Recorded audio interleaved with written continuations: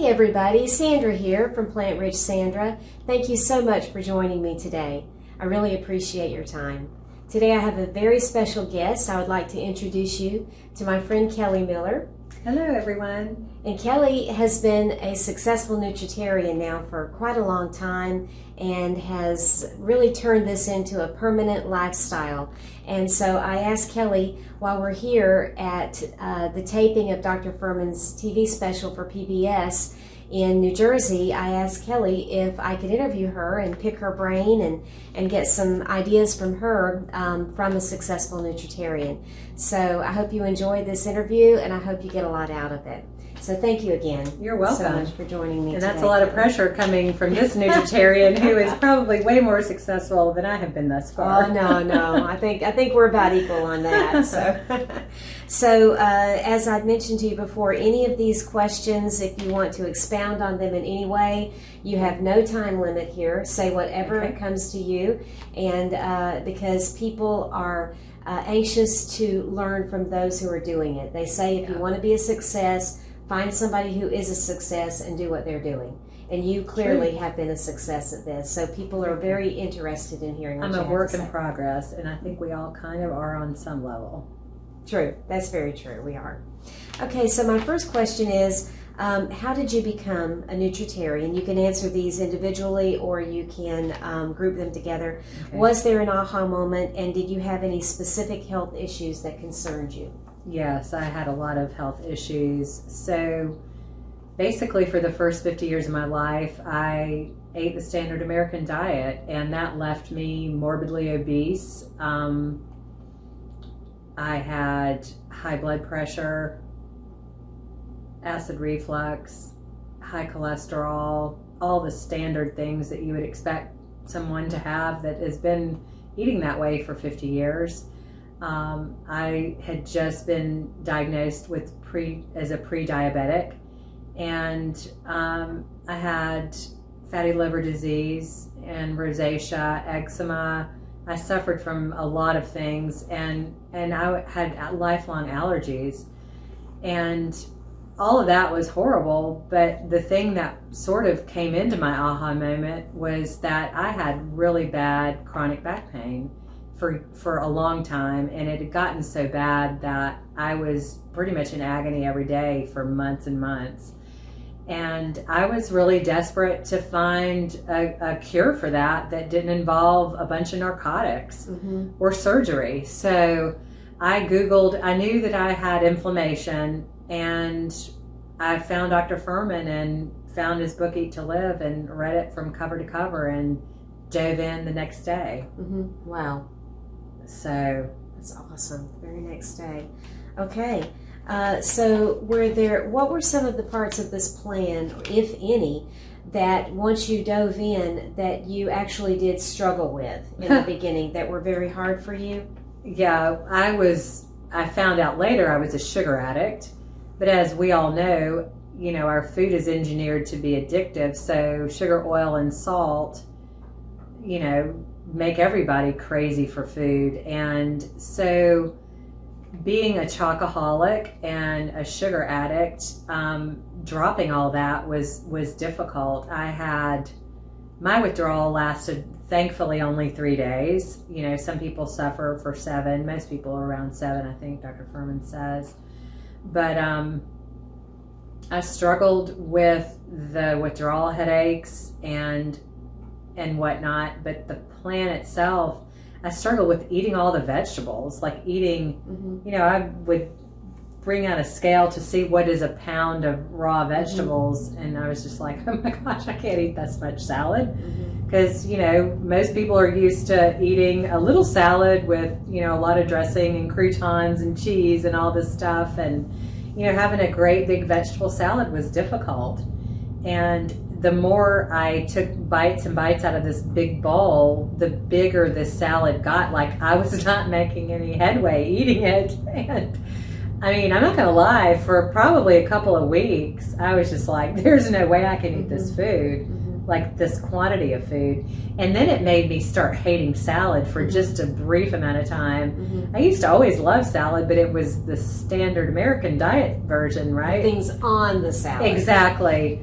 But once I found the salad dressing, then the tables turned and my life was good again. Well, when you say that you started the very next day, what did that look like for you as far as, do you feel now looking back that you were 100% compliant from day one, or do you feel like you thought you were, but now that you look back, you actually did ease into it? Yeah, I was 100% compliant. I was behind the 8 ball. I had not shopped for food. I didn't know what any of these ingredients, like reading some recipes in Eat to Live, I had no idea what half this stuff was. And that's not the way to do it, folks. Plan a little bit, maybe. I'm not saying it's not okay to go 100% right away, but for me, I was behind the 8 ball and struggling. What I should have done in retrospect for myself was given myself a couple of days to shop and get some vegetables prepared and stuff like that, but I didn't do it. I went all in, and kind of like a bull in a china shop, but it was what it was, and it worked. I kind of went kicking and screaming for the first couple of days, but it was all good because I got results really quickly. That's the way. If you go 100%, your results will be quicker and more dramatic, and that's kind of motivating, to be able to see it that way, as opposed to the tiptoe in method, or changing one meal at a time, or just dropping one food at a time, like taking out just salt. You'll get the results eventually. And maybe it is easier to do it that way, but it's not going to be dramatic. And I think what Dr. Furman says as well, if you have some serious health issues, you need to jump on in and go 100%. But I think to sort of get mass appeal into the lifestyle, the advice is to ease into it. But talking about quick results, after 2 days, my back pain lifted for the first time in over 6 months. And that to me was just miraculous. Like, I cannot stress how life-changing that was for me. What do you think it was that caused the back pain to go up? What do you think was causing that pain? I think that just mechanically with my spine, I have a really narrow spinal column. And I had gone to a friend of mine who was a chiropractor. Shout out to Mark Gottlieb if you're listening. I had tried everything for my back. I'd done disc injections. I've tried every kind of pill, muscle relaxant, pain pill, nerve pill, but I hated taking medicine. I don't like the way any of that stuff makes me feel. And so when I went to my friend who was a chiropractor, I had never had a chiropractic adjustment. And I'm like, well, I've literally tried everything except for surgery. So let me try this chiropractic thing. So I talked to my friend at a dinner party one night and told him about my issues, and he invited me to come to his office, and he did the tests and whatnot. And he's like, look, you're not my friend right now. You're my patient, and you need to get real about your weight and your health.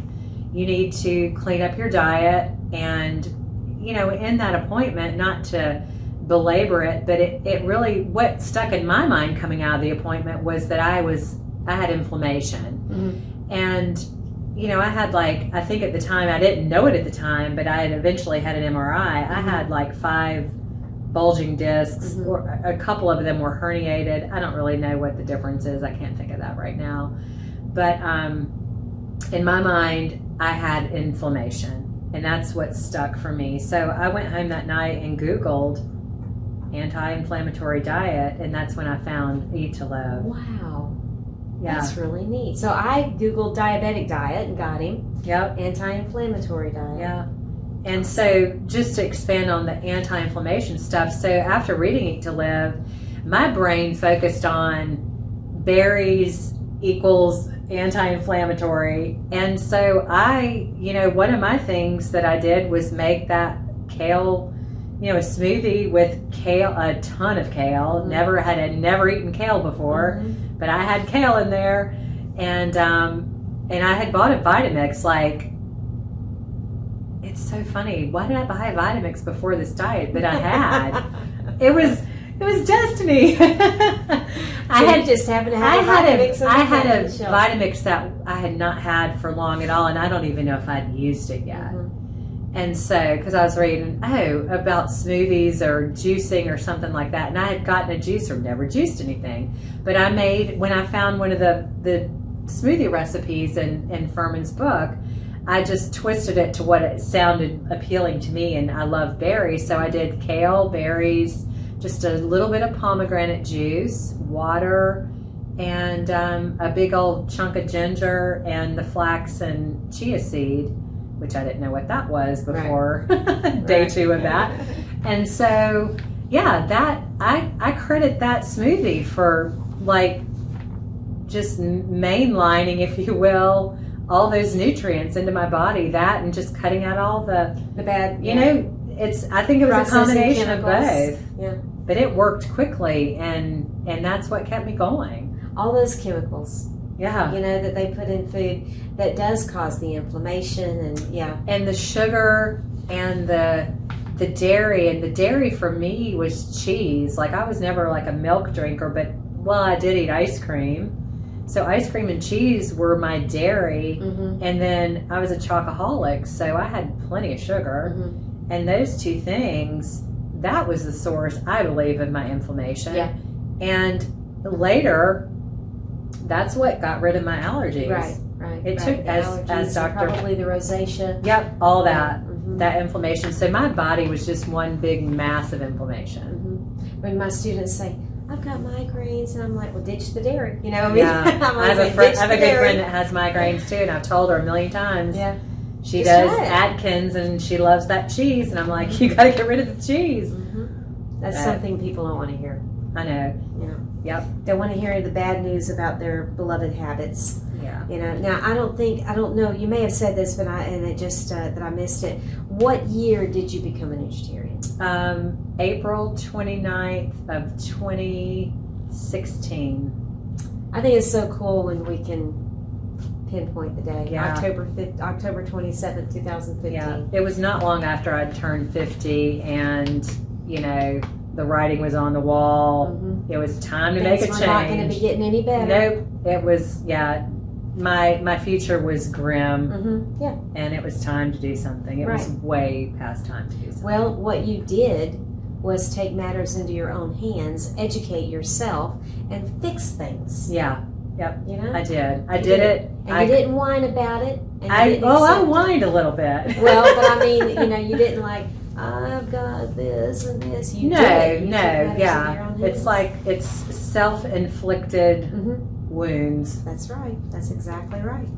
Okay, now, so you mentioned the things that you struggled with in the beginning, like the seemed like massive amounts of salad at the time. Now we're used to it. We can laugh about it. We were laughing about that tonight. We went to Wegmans. It was my first time at a Wegmans. Mine too. And so we're like, you know, we were all just making huge salads, you know. They had these family-sized containers, and I'm like, yes, that's a respectable container for our salads. It was. We were all eating out of family-sized containers individually. That's true. Okay, but what, if anything, ended up actually being surprisingly easy? You were expecting it to be a tough thing to give up or to transition into, but then it turned out to be nothing. You know, that you thought, it's going to be hard for me to give up salt. The salt was easy, but that's kind of a cheat for me because I had high blood pressure and was actually on blood pressure medication, so I really never cooked with salt. Okay. But, you know, now I know that, you know, any kind of processed food is just loaded, so I was still getting a lot of salt, but I wasn't adding any to it. So that part was a non-issue for me. And also giving up animal protein was a nothing for me because I was surprised about that too. I kind of thought I might have a little issue with that, but I did not. And for me, I'll lead you into maybe another question about the hardest thing. To contrast, the hardest thing for me to give up was actually cheese. And being the chocoholic, I thought that chocolate was going to be the thing that would just, send me over the edge. Mm-hmm. But I missed the cheese. And that surprised me a lot. Mm-hmm. But as we all know that became nutritarians, after a short amount of time, it gets, it's like not a thing anymore. Mm-hmm. But, and once in a blue moon, I might have a tiny little drop of cheese on something that I'm eating. But those cases are always if I'm at either somebody else's house or if I'm out at a restaurant. I don't buy cheese anymore. Mm-hmm. My husband doesn't eat dairy anymore. So mm-hmm. it's easy now. Mm-hmm. Mm-hmm. Okay. Okay, so looking back, I think you just answered this. Do you think that you jumped in head first, or did you actually tiptoe and you said that you jumped in head first? Full steam ahead. Yeah. So now, if you had a do-over, if you were granted a do-over to start on day one again, would you transition in the same way again, or would you transition in differently, like giving up a little at a time, or maybe taking 2 weeks before you even start to learn and to get yourself acclimated before you even started? I think that knowing everything I know now, I think I would have just given myself a day or two, but I would have gone all in. I wouldn't have eased in. I would have just boom, because I was in agony, and that pain can be a good motivator. Mm-hmm. So I was ready for a change. Mm-hmm. I just was a little overwhelmed with what was required mm-hmm. to eat this way. Mm-hmm. And that was really the only thing for me. Like, I think absolutely I would have gone in 100%, but I would have probably at least given myself one shopping day mm-hmm. to maybe go and look for some of these ingredients to make my life easier. But I would have gone in 100%. Okay, not good. Go big or go home, as they say. Okay, so at your highest weight, what was your BMI? I don't know the numbers, and I actually meant to look it up, but I think I was considered class 3 obese. Mm-hmm. That rings a bell with me. Do you know how to look it up online? You just Google BMI calculator? I do. I do. Okay. I was morbidly obese for sure. I don't know what all that... I think one time in a BMI chart, I saw where it was class 3 obese. You probably were. I was a 45.1, and I'm 5'2", and I was 252 at my highest weight.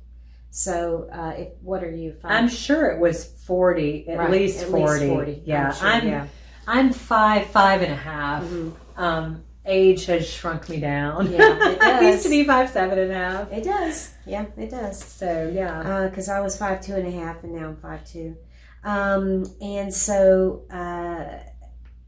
did you consult with a doctor before going plant-based, and did they support your decision to do this? Not really consult about going plant-based mm-hmm. per se, but my doctor at that physical right around my 50th birthday, mm-hmm. And I'd struggled with my weight for years, so it was not a shock to her that I was trying yet something else. Mm-hmm. But I didn't, I didn't even tell her what I was doing. I said, a change is coming.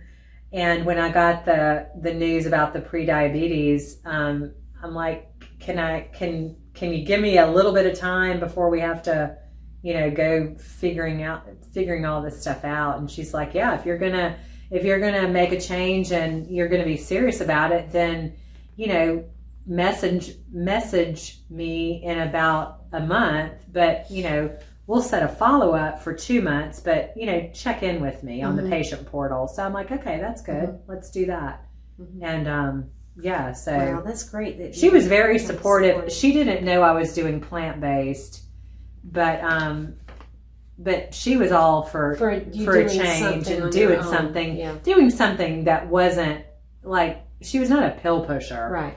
And she knew that I didn't like mm-hmm. taking medicine for things, so she's like, well, let's see what lifestyle can do for it. So plus, you said the other doctor encouraged you to lose weight. Absolutely, yeah. So there you go. That's awesome. The weight part was a no-brainer, but it's just it kills me about the power of the plant, and that so few doctors really know about nutrition. And it really is a shame. And I guess I'm getting off topic here, but it's just, I mean, looking back after my journey, looking back on it, like, I think every doctor's office should have a pamphlet over in the corner. Try the plants before you get the whatever, what are the diabetes medicine that I'm sure was maybe coming to me, metformin or whatever. Yeah. Or what is methotrexate? What is that? I think that's for... Is that blood pressure? No, that's for like different kinds of RA, psoriatic or arthritis. It's an arthritis medicine. Oh, okay. But yeah. So, I hear that name and I yeah. Okay, so how much weight have you lost so far? I've lost 130. Okay. And are you at goal weight, or do you want or need to shed more? No, I'm not there. I've meandered a little bit. I would like to drop, for sure, 15 more pounds. But I really do think I want to drop more than that. I've been kicking this 15 pounds around for a long time. And, you know, I don't do 100% consistently. And that's what I'm trying to work on right now. I was an emotional eater for 50 years. And I can get derailed a little bit. And I'm not talking like going off in a ditch and gaining all my weight back or anything. But, you know, sometimes I let the salt and oil and sugar creep back in. And I'm kind of over that now. This has come in phases for me. And so this phase now, I'm looking to just settle in at 100% and call it a day. So that's my hope and goal. And I know if that happens, then I'll probably drop maybe closer to 20 pounds. But I'm pretty happy. I mean, just body wise, vanity wise, I'm happy in my body and my size and all those kind of things.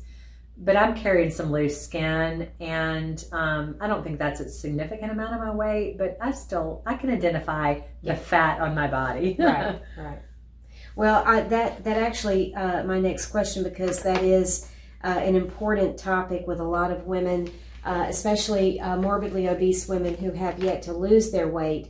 They're so scared about what's going to happen with their skin, and so they ask me that question, and I'm sure you've had women ask you, you know, well, do you have loose skin? And that kind of so thing. Here's the deal, people. What do you want? You want loose skin, or do you want your health? Vanity at some point has to take a back seat. And, you know, I'm a girly girl. I was a girly girl at morbid obesity, but it's about health now. And maybe that comes with age. Maybe I don't have a lot, you know, I got to quit screwing around. It's time to salvage the rest of my life. So I don't like the way my skin looks, but you know what? I don't really care. Right. Because all of those diseases and conditions, the laundry list, are gone. Right. And that's a nice trade-off. That's you know, so I have some baggy skin and some flappy this or saggy that. Well, the thing is, I don't think that a lot of these women realize that in 10 years they will not only have the fat still, but they'll also have saggy skin. Yeah, because their skin will it's not continue mutually to stretch. exclusive. No. Yeah, you're not going to keep tight, skin pulled tight over a lot of fat forever. Yeah, it's going to get baggy. And the other thing, I mean, this diet style will not, get rid of all that skin, but it'll tighten some stuff up. This is a very important but, by the way. And, but the thing of it is, the older you are and the longer you've been obese, the chances are your collagen is shot and it's just going to be your way of life.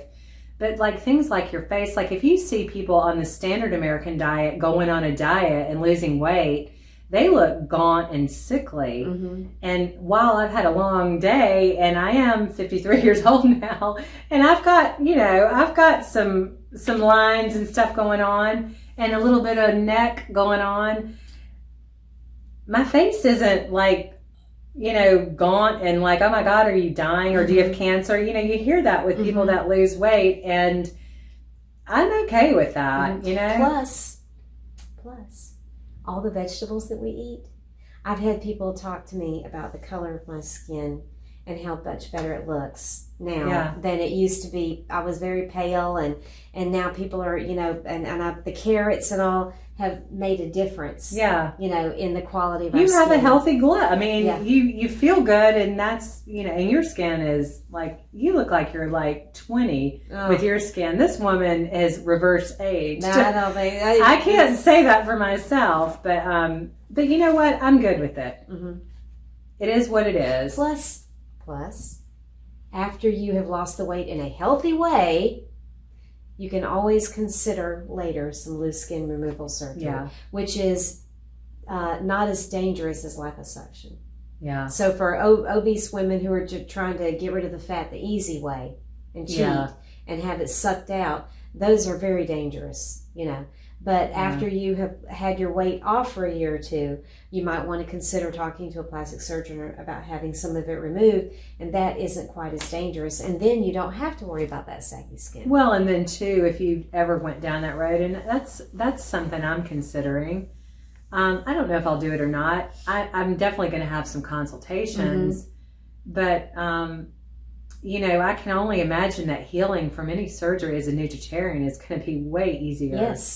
Than that's right. Than otherwise. So because we flood our system with nutrients all the time. Our immune system is going to be at its peak, and surgery is scary, and it's not necessary, obviously. But I would consider it. There are some people who have to have it, right? Because the skin is so baggy that it's a medical hazard. Yes. But most people, it's not for me. I mean, I would love to have it, but it's not a medical need. Yeah, I don't have a medical need. I just have a vanity, or honestly, if we're going to get real, my arms, the excess skin drives me nuts.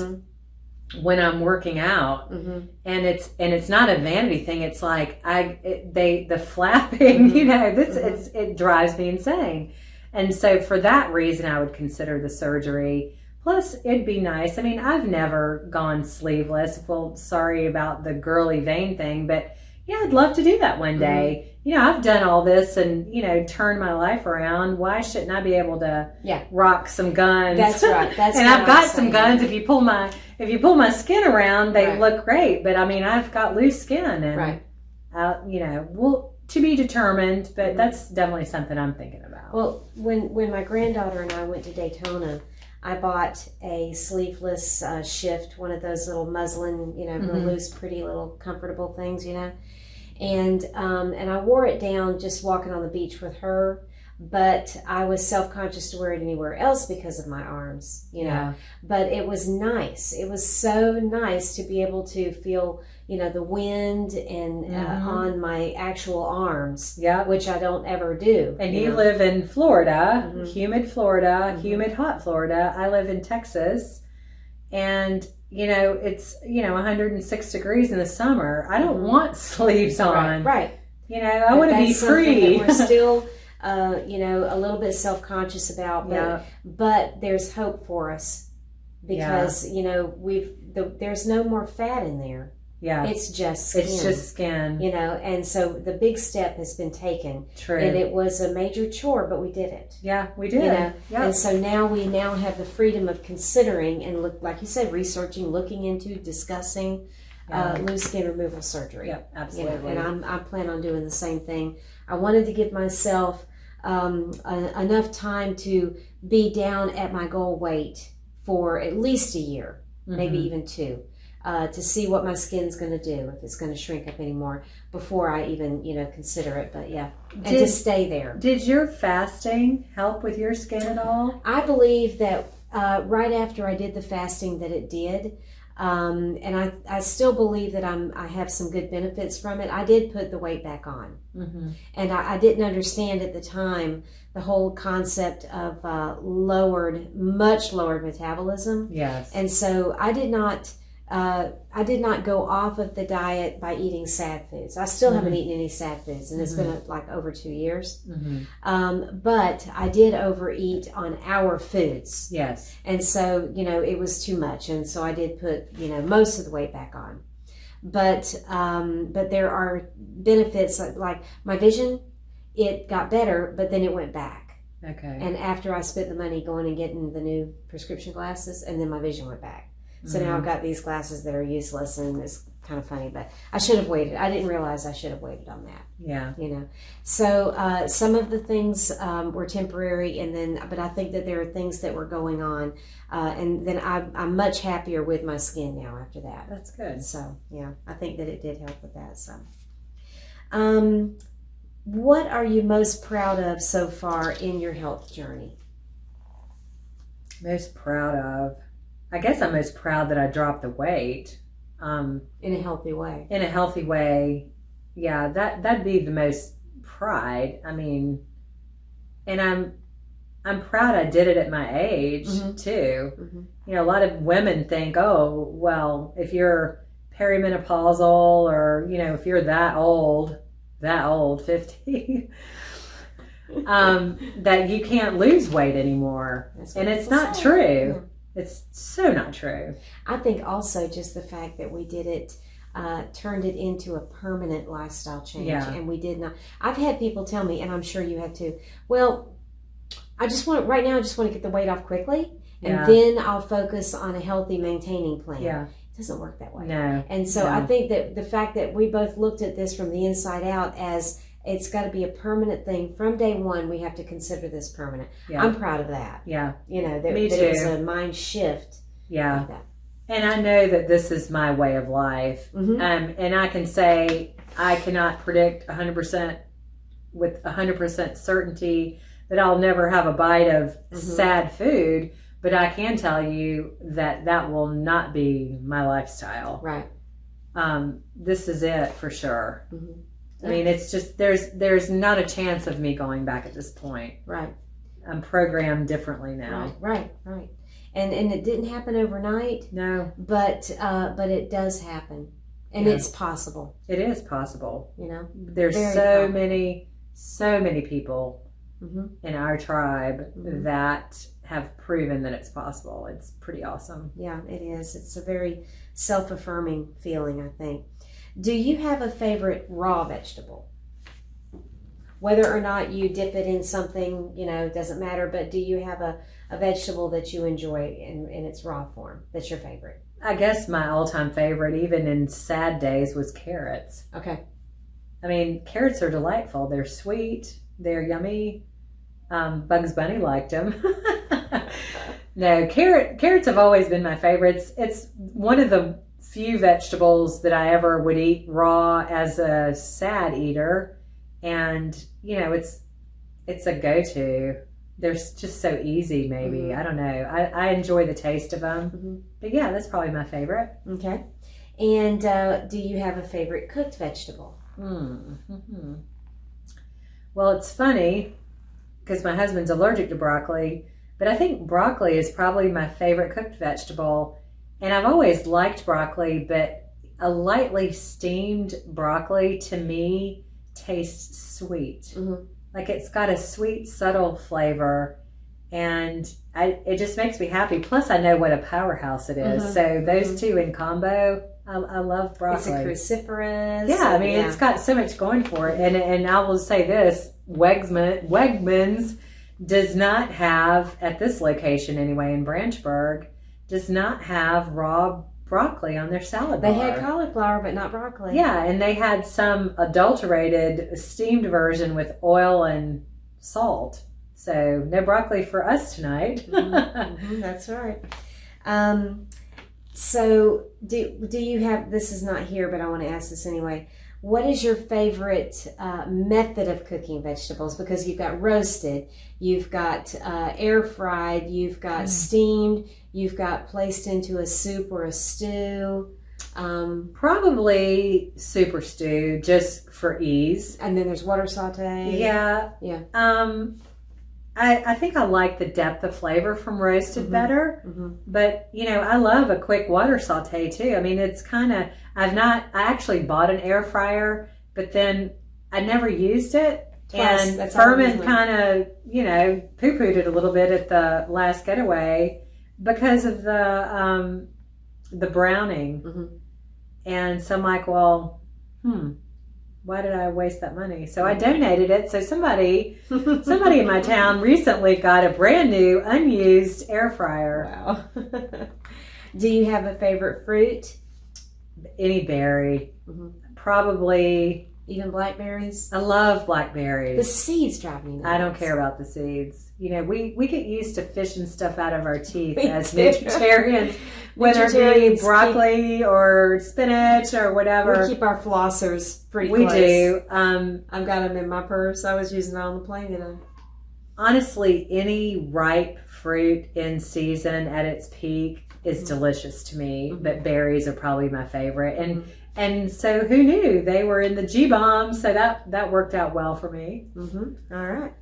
And is there a fruit that you will only buy or store in frozen form?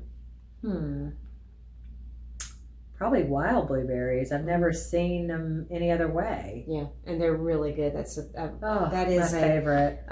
Like for me, the bananas. If I keep fresh bananas, I'm just going to eat every one of them. So as soon as I try to buy them ripe, and I get them in the freezer as quickly as I can because they're not a trigger for me when they're frozen. Yeah. So lately I've been buying a lot more frozen, so I don't waste them. Yeah. Like the chunked mangoes. Instead of buying a fresh mango, I'm buying frozen now. Yeah, and what I do is my husband and I have this down. I have our fruit pretty much dialed in that we buy fruit at least twice a week. But if I see something I hate waste. I hate food waste. If I see that we're either going to be leaving or something, I just throw them all in the freezer. So to try to, not have to waste them. But yeah, I plan our fruit so that we eat it when it's done, and we don't have a lot of having to deal with freezing them that way. But it's always great to have that as an option because you can always throw it in a smoothie or an ice cream or something. That's true. I found for not bananas, but for apples. Apples don't excite me. Not like bananas do. But the Honeycrisp, and then there was a brand, I can't remember now what it was called, but it was only here for a little while and now it's gone. That was like exciting. Okay. It was so good. But the Honeycrisp, to me, they excite me. Apples are more my travel fruit because they're just so perfect for travel. Yeah. But I love a good apple, that's for sure. But I try to concentrate, since I am trying to drop some more weight, I really dial in on the berries. Maybe I'm in a berry rut, but is it possible to eat too many berries? I don't think so. I don't know. Or too often. So. That's my go-to fruit for sure. Well, was it in the car tonight? I think that Carol had mentioned that a blueberry is almost like a zero food as far as like calories and stuff.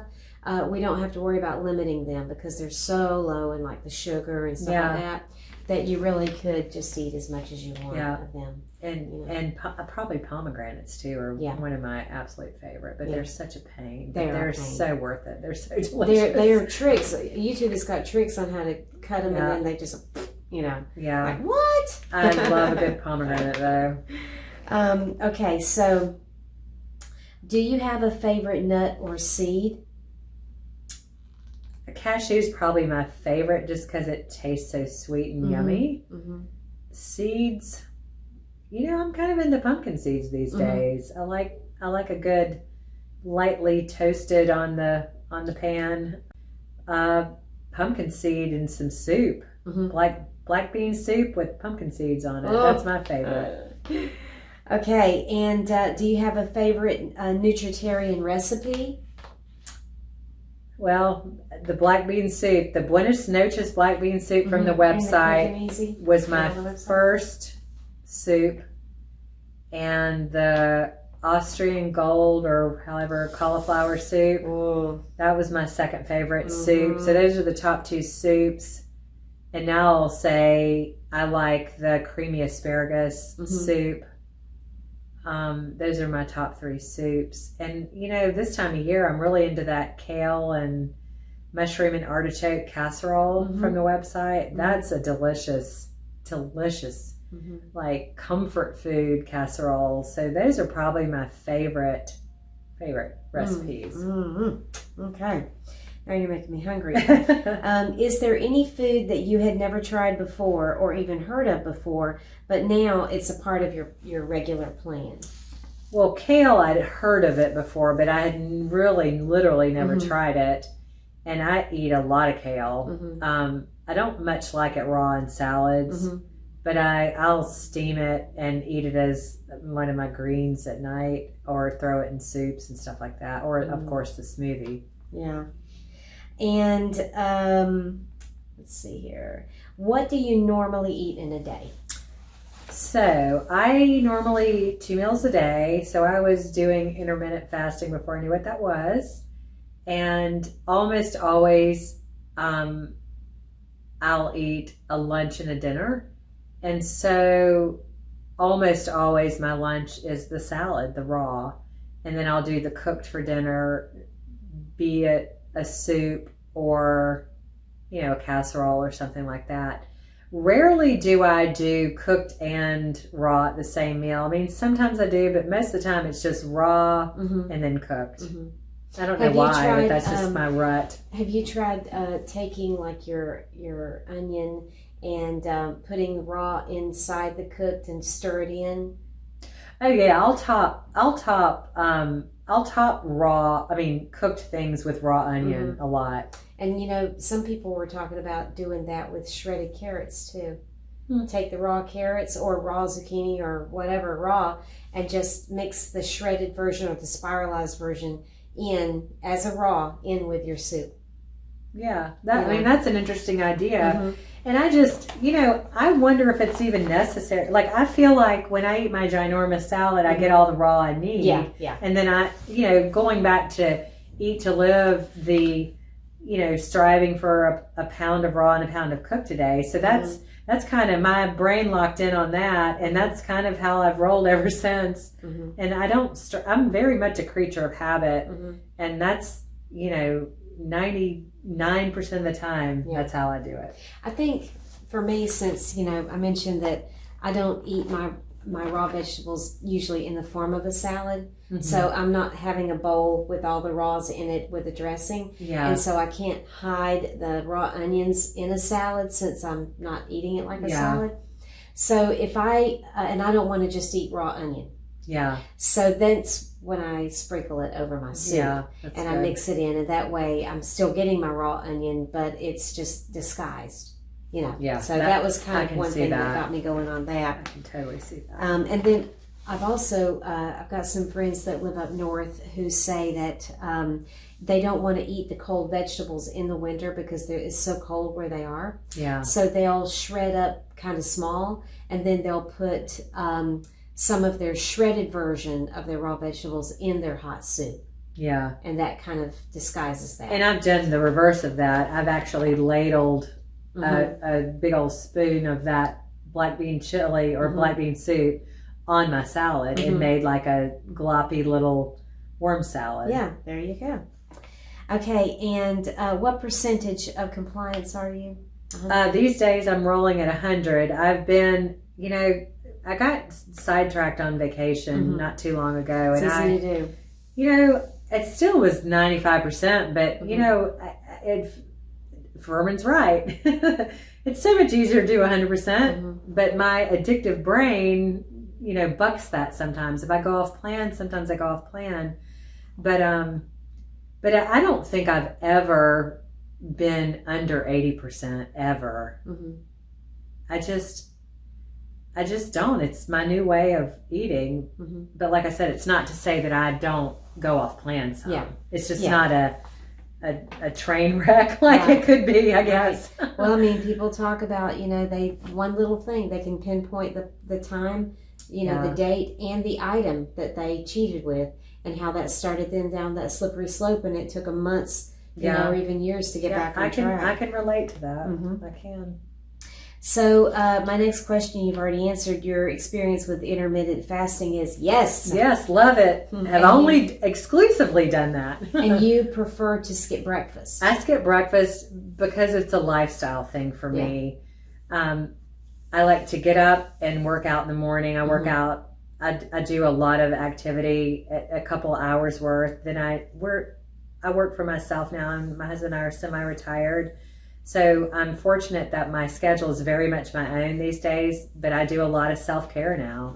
So we'll do a lot of physical activity and then a little bit of work. And then by the time we manage that and are taking care of our ranch, then it's lunchtime, and that's about, between 12:30 and 1:30 usually when we break for lunch and have our big salads and some fruit, and then that carries us through till dinner.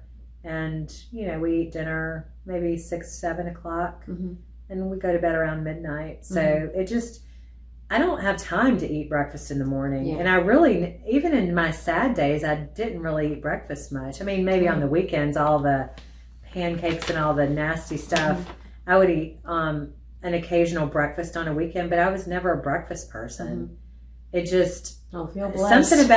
something about waking up and just eating food first thing in the morning does not appeal to me, and never had. I was just talking with somebody the other day about this, and she's like, if I don't get my breakfast, somebody's going to get hurt. Yeah. So, and I'm like, I get most that. people's lives, if most people's schedules, breakfast and lunch are the better, or a later, it works out. And I talked to Dr. Furman about that at an appointment, because I had read some article about people that didn't eat breakfast had a higher risk of heart disease and all this stuff. Well, once you peeled the study apart, it was, okay, first of all, it was standard American diet breakfasts and stuff. But Dr. Furman and he stressed it then, and I've heard it on, at the Getaway this past summer too. The critical thing about your fasting window is from your last meal of the day till your first meal, but also, keeping a good amount of hours between your meal before bed. And I believe he's saying 3 hours is a minimum, but 4 is better. And I've always gotten, almost always, maybe once in a blue moon, I will eat a Nutritarian meal late because of a social function. But almost always I have a minimum of 4 hours after my dinner before bedtime. And I love that because like Dr. Furman says, sometimes he goes to bed with a little touch of hunger, and that's kind of neat. As a Nutritarian, it's not like, oh God, grumbly, I must go eat. I must go snack. It's like, a little great, something before bed, I'll feel better. Maybe, my body's going to do that much better tonight because it's, a little hungrier. Right. That's exactly right. That's exactly it. But it takes time to learn that, to internalize that whole concept that you will be okay, you're not going to die, and in the morning you're going to be so proud of yourself, and you're going to feel better if you don't go head to the kitchen. Absolutely. It takes time to understand that experience. It does take some time for that. Okay, so do you have a current challenge, a specific goal that you're working on right now? It might be a scale challenge, a non-scale challenge, some habit building skill that you're trying to work on. What's your current mini goal? So after coming off vacation, my mini goal is to just settle back into 100% and get some significant time under my belt. I've dabbled around, and it's irritating me at this point. And then that will lead me into the rest of the goal, which is to drop the rest of the weight. But also, like, I feel like sometimes I obsess about it, and I'm realizing this is my lifestyle. There's no need to obsess about it. It's going to happen.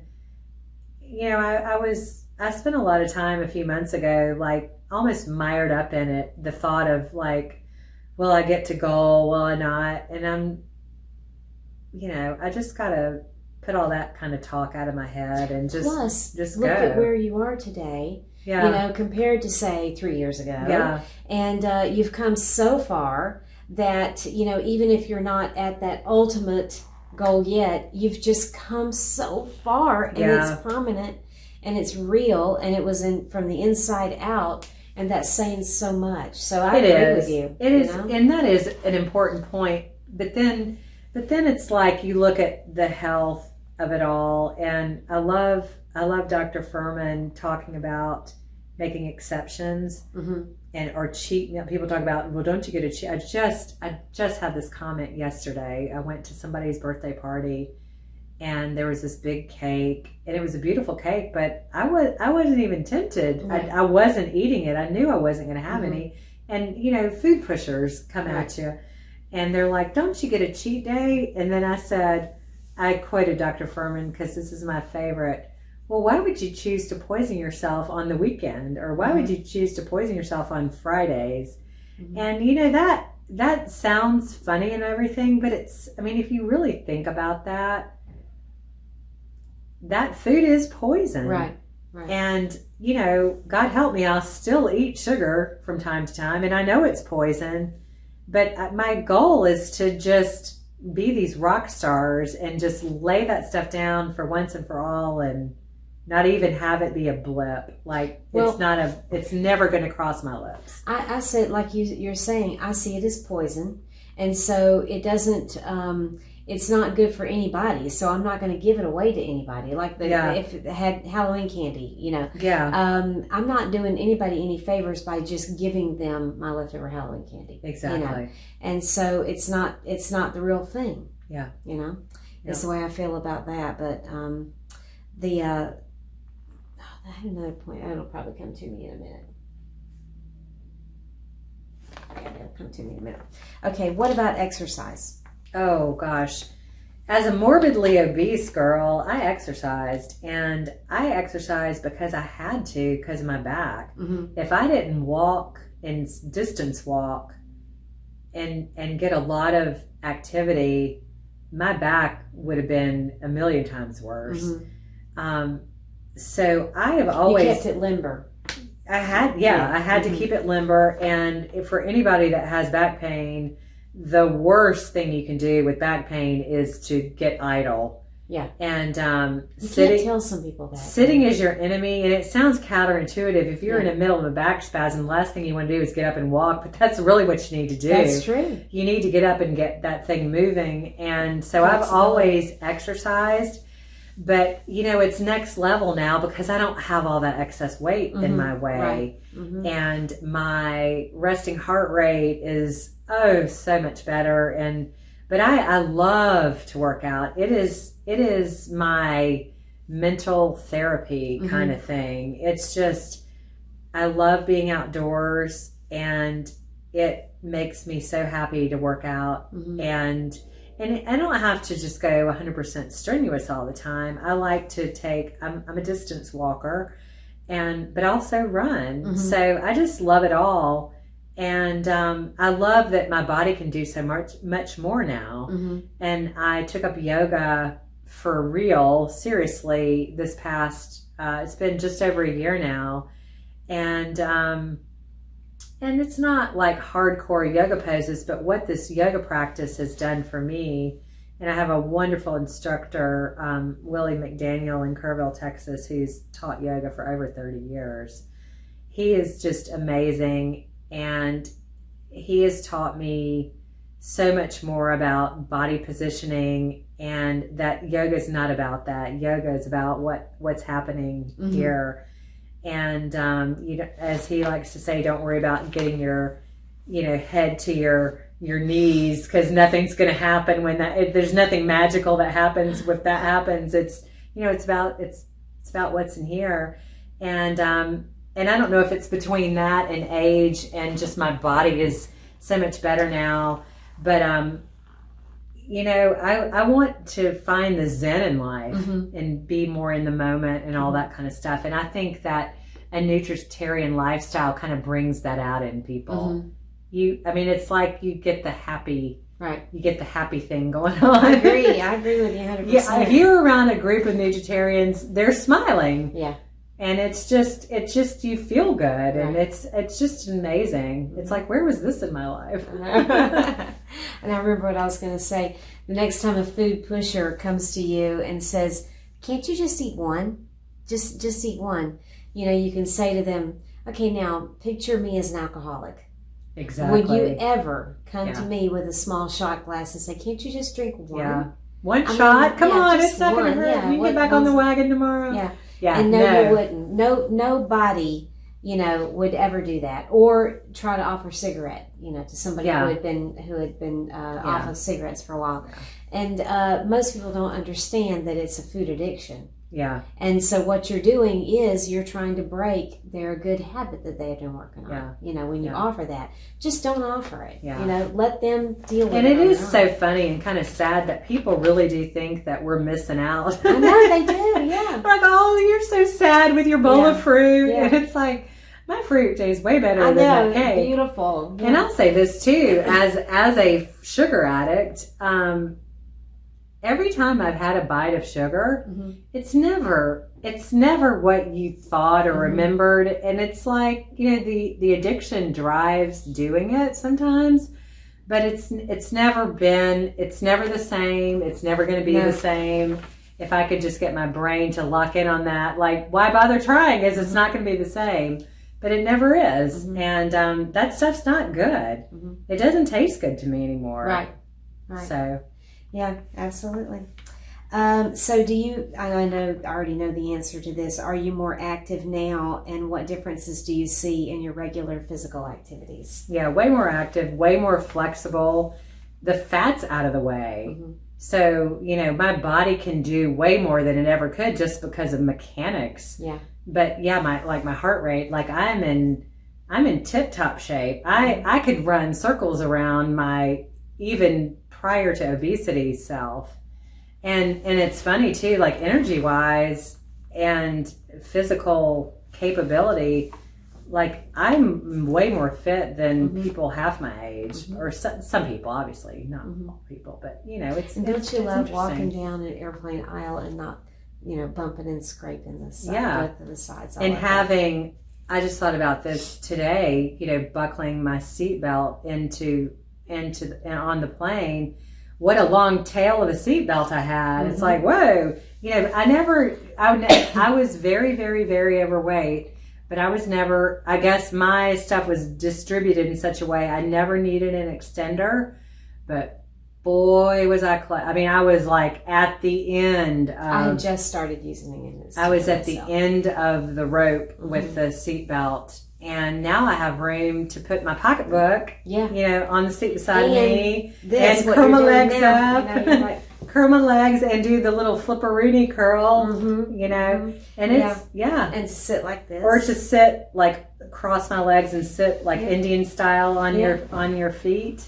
It's awesome. Yeah, it is. It's people take that stuff for granted, but when you're carrying so much extra weight and your body can't move that way, it's weird. This was me back on the airplane back in years ago.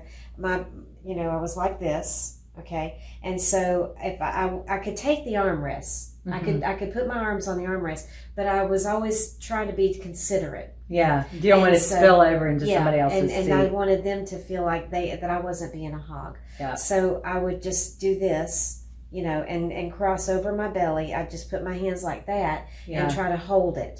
Hold my wrist, and sit that way for like an entire transatlantic flight. Yeah. And I would fold in on myself emotionally and just try to pretend like I wasn't there, and just sit like that and not bother anybody. Yeah. And like you said, not spill out. And it was miserable. It was air travel was miserable. Yeah. And now I'm not that I look forward to it, but I don't dread anymore. And so I'm looking forward to the fact that I'm not dreading it. Yeah. And it's enjoyable. And I feel less self-conscious too, being smaller, just for simple things like people. I always like to do an aisle seat because I maybe have a touch of claustrophobia. But if I'm on an aisle and somebody I don't know is sitting next to me, like I feel really bad about them having to get up and trying to climb over me. And now I don't care, it's like I'm tiny compared to how I was, and it's not a big deal. And I can often just fold my legs up under me and they can just go on by and I don't even need to get up. And so that's kind of crazy. But and plus the look on their face when they see you coming. Yeah. Remember they're like, that? yeah, like, oh God, no, are you not here? Are you going to be here? God, yeah. And Yeah. that now, no more of Yeah. that. And that that you dread what that they're going to see you'll see a dread on their face, and you're dreading seeing the dread. Yeah. So it's all those little things like that. It's just nice that they're gone. You were talking about the way you said, if I ever traveled with my husband and we were side by side, then we would lift the armrest between us, so then I could have a little more space. Not that I was that big and needed it, but just so I could come off the other armrest a little bit. Right. And I could kind of spill over into my husband's seat a little bit. But those things are things that do sit with you. And it is kind of amazing and crazy to see how you've changed and what that means. Like recently we were, traveling in an RV, and like I'm all but certain I couldn't have fit in the bathroom in this particular RV before.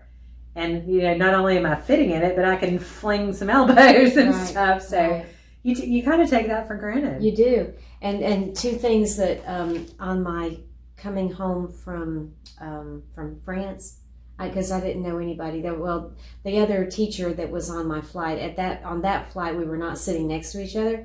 So I was in the middle of two men, and the man on my left was watching a movie in Arabic, and the man on my right slept most of the way back. So I was sitting like this and trying to let them have the armrest, and I was just trying to not, Well, next thing I know, that guy decides to lean and watch his movie by using the armrest, and he literally was leaning on me, and I was not even taking up my whole seat, but he was leaning so far in. He wasn't a big guy or anything, but he was just like, and then this guy fell asleep on me. Oh gosh. I'm like, are you Did he drool? kidding me? I had to laugh. I'm like, this is actually pretty funny. That is that funny. I'm literally not even taking up my whole seat, and he is leaning into me watching this movie, funny. and he fell asleep on me. That's funny. Yeah. You were comforting to him. I was like, this is just too much. This is so funny.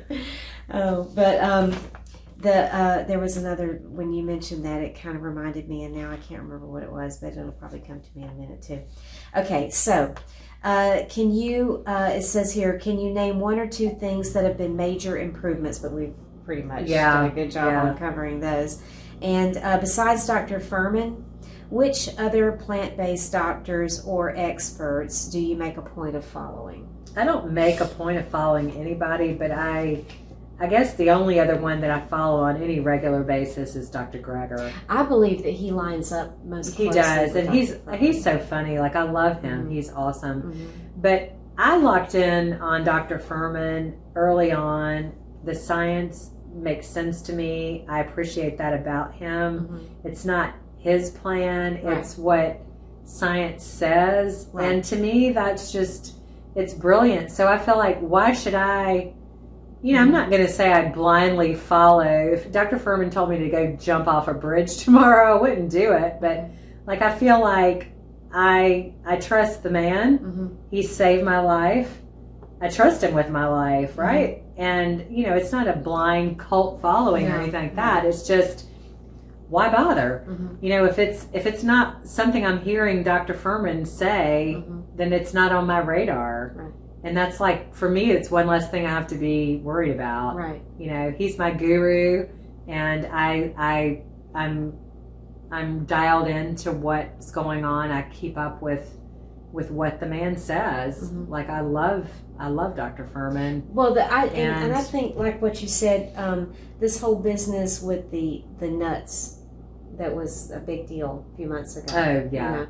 My feeling is anybody who tried to go against, the science and tried to say that, that you should not, if it's going to trigger you, then you should go without nuts. Yeah. I pretty much have dismissed anything else they have to say. Yeah. Because they lost credibility. Yeah. With me, Yeah. And I decided a long time ago that I was going to listen to other doctors and experts for information, motivation, and inspiration.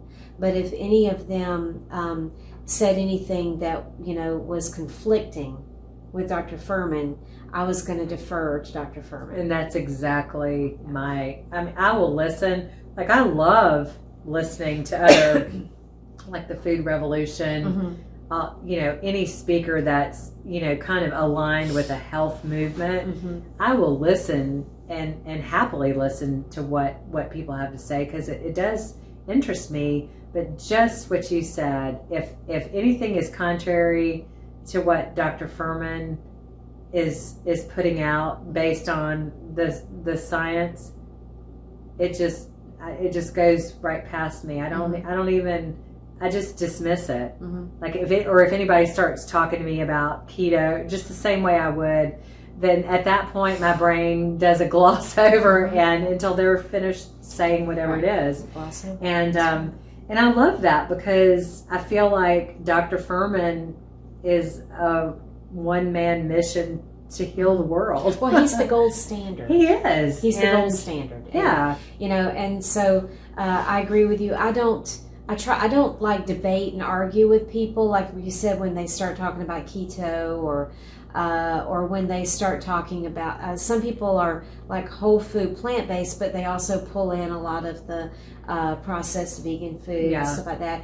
And I don't usually argue with them, but if they ask me specific questions, I will give my opinion. Yeah, me too. But I don't try to like start a debate. Yeah, oh no, it's not worth it. I don't have that kind of time. Yeah. Everybody is entitled to believe what they want. Right. And everybody's body, you're your own master, right? You have to come to your own conclusions.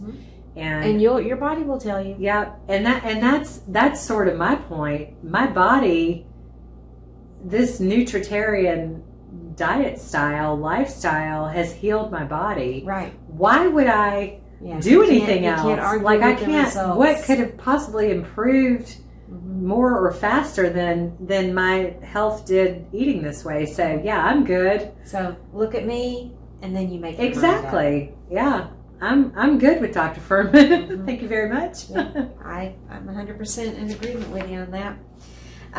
Okay, so what advice can you give to those who are just starting out, plant-based, or your choice here? Do you have any special closing thoughts that you would like to add? Well, my advice, or closing all the same, is that I think that everybody should try it.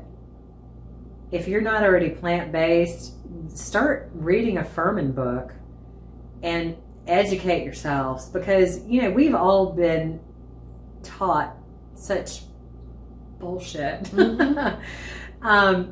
And like our government, like the American Heart Association and the Diabetic pick Association something. It's just something that Dr. Furman said in one of the books about diabetic patients. The more that their diabetes is managed, something along the lines of the quicker their mortality, or something. I'm not going to botch a quote because I don't remember the quote, but basically, if your diabetes is being managed with all this medicine by your doctor, your quality of life and your length of life is going to be very short. And I saw that play out with my mother-in-law. She was she must have been a type 1. She was insulin dependent at age 16. And, everybody said, oh, she's going to die young, because, back then nobody really knew what your life expectancy could be. And I just remember her health declining. I mean, she was in not a nursing home, but assisted living at like age 58, because she just gave up. Right. And the amount of medicine that woman was on for her health problems, and most of them were offshoots of the diabetes.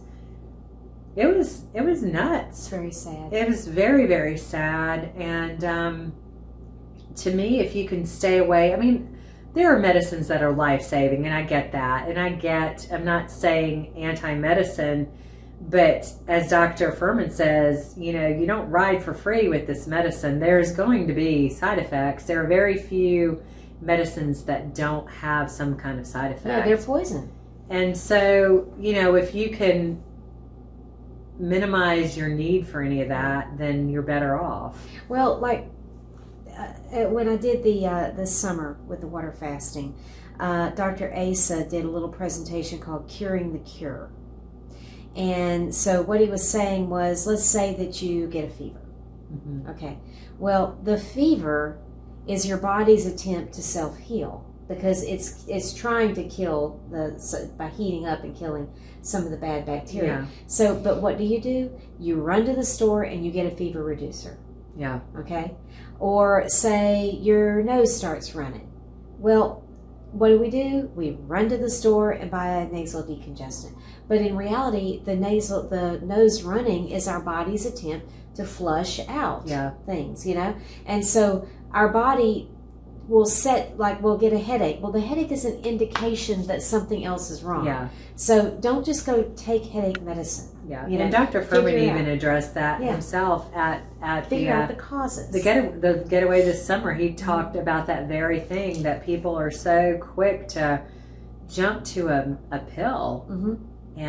But figure out, because I was suffering from the beginnings of carpal tunnel. Mm-hmm. And so, I know so many people who go out and have surgery, on that. But what I did was, the first thing I did was to go buy those things, because it was because I was sleeping with my hands curled up like that, And also I was gripping, with my right hand, I was gripping the mouse too hard. I was just gripping it for hours like that when computers came out. And so then I learned how to rest it, and to get a ball that I just moved my thumb like that, and I deliberately rested my hand, and that pain went away. And then whenever I realized I was sleeping, one hand I was putting between my knees and sleeping with it bent back, and the other way I was just turning it in like that. So my wrist hurt, So I resolved the problem. Yeah. I got rid of the cause of that, and then the pain went away. I did not go out and have surgery. I resolved the problem. And I feel like if people could just try to have that mindset, figure out what's causing the problem. Don't just run out and look for something that'll get rid of your symptom. Yeah. Yep, exactly. But, well, this has been a great interview. Yes, thank you. And I just really, really appreciate this, Kelly. Well, I know it's late and we're both tired, but yes, I'm very bleary-eyed. Yeah. So if I God, that woman's on plant-based, she looks like a zombie. That's why it's been a long day. It has been. We flew in today, and we had a wonderful dinner tonight with other Nutritarians. It was like heaven, really heaven. There were 8 of us. Yeah, there tonight at dinner at Wegmans. Had a good salad. And we're just going to enjoy tomorrow. We're doing the filming tomorrow. We're just going to relax and enjoy it. We're not going to mess up. We're going to try to just be in the moment and be ourselves and enjoy the day. And our parts are going to be flawless. Tomorrow. Yes, all of us. Yes. Well, thank you again. Thank you so much. And I'll get this up as soon as I get back and let you know. All right. Sounds good. All right. Everybody have a great one, and we'll talk to y'all soon. Bye-bye. Bye. Hey again, everybody. Listen, I just once again wanted to say thank y'all so much for being here with us on this episode today. And very special thank you to Kelly for being my guest on this episode. It was just very much appreciated. It was an awesome interview that she gave us. And I hope that if you enjoyed this video, that you'll give me a big thumbs up to this video. And also, if you haven't yet clicked like, please like and subscribe to this channel. And maybe share it with somebody if you feel like there is anybody you know who would benefit from any of this information. And also hit that notification bell. And if you're interested in any of my handouts, my Nutritarian handouts and recipes, all you need to do is email me at sanka61@yahoo.com. That's Sanka, like the old decaf coffee, 61@yahoo.com. You're also more than welcome to join my little Facebook group, which is called Webster Eats to Live, and then in parentheses, Nutritarian. And if you live in anywhere around Webster, Florida, on most Monday nights we have a meeting at 6:30, and we go from 6:30 to 8, and it is truly a support group.